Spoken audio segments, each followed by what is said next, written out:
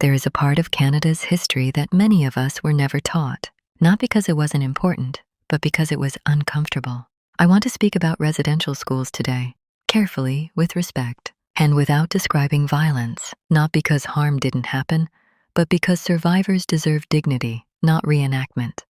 I'm not Indigenous. I don't speak for survivors.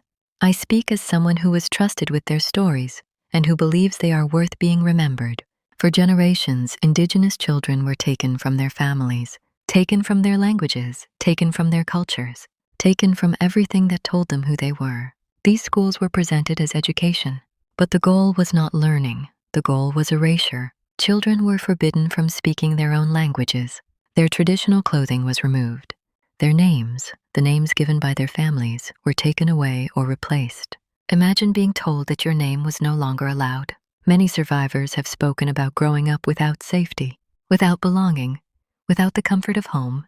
And trauma doesn't end when a building closes. It lives in the body, it lives in memory, it lives in families across generations. The impact of residential schools is not history. It is present. It shows up in health, in trust, in identity, in the long work of healing that so many survivors are still carrying today. And yet, they survived, not untouched, not unchanged, but still here, still speaking, still teaching, still reminding us that resilience does not mean the harm was acceptable.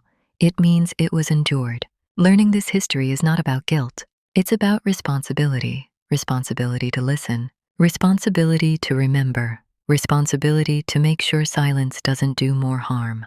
Truth doesn't undo the past, but it can shape the future. And every survivor deserves a future built on truth,